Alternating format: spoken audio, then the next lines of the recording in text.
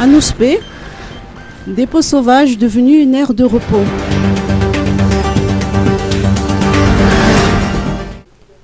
Dans son œuvre de valorisation des déchets et d'éducation environnementale, l'ONG Green & Cool a changé le dépôt sauvage d'Anousbé, tout près du terrain de foot, en une aire de repos pour les enfants. Depuis le mois de janvier dernier, avec son initiative de Green Attack, Green & Cool a mobilisé 300 personnes de ce quartier à l'aide d'animaux pour l'assainissement de cet endroit. Plus de 4 tonnes de déchets ont été enlevés. Puis Green & Cool a mis en place une aire de repos pour les enfants dont la participation est gratuite. La présidente fondatrice de Green & Cool, Marie-Christine Cool, nous apporte plus de précisions. Alors le Green & Cool, c'est avant tout une structure qui œuvre pour la valorisation des déchets, qui essaie d'éduquer, de faire de l'éducation environnementale au plus grand nombre. On le fait à Noussibé, mais aussi ici à Tana. Et ça fait déjà quelques semaines, c'est depuis le mois de janvier qu'on a lancé cette initiative qui s'appelle le Green Attack. On a lancé cette initiative parce qu'on avait l'habitude de travailler avec les collectrices de déchets d'Anousbé. Et on est tombé sur cet endroit un peu par hasard où on a vu des enfants qui étaient en train de jouer au beau milieu des poubelles, au beau milieu des excréments. Et on s'est dit, nous on sait comment fabriquer une aire de jeu recyclée, on l'a fait pour des écoles, on l'a fait pour des orphelinats avant.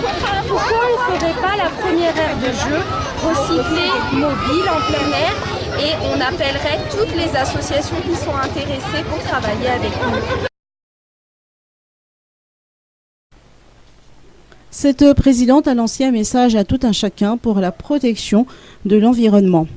Alors sur la protection de l'environnement, ce qu'on ne se rend pas souvent compte, c'est que Tana est quand même, d'après le magazine Forbes, la première ville la plus sale d'Afrique et la 3e ville la plus sale du monde.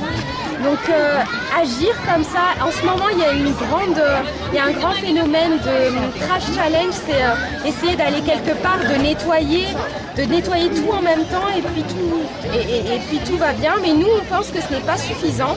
Nous on pense que c'est fantastique que tout le monde se mobilise pour nettoyer, mais qu'après, comme pour un reboisement, il faut faire un suivi. Il faut apprendre aux gens pourquoi il ne faut pas jeter. Peut-être que les gens vont dire « Nous, on ne sait pas où jeter parce qu'il n'y a pas de bac de poubelle » ou « Nous, on ne sait pas parce que la samba ne passe pas dans notre quartier ».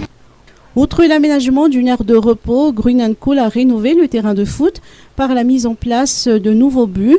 L'ONG a également offert des ballons et des maillots aux équipes féminines de foot d'Antibes pour les encourager et les sensibiliser à protéger l'environnement.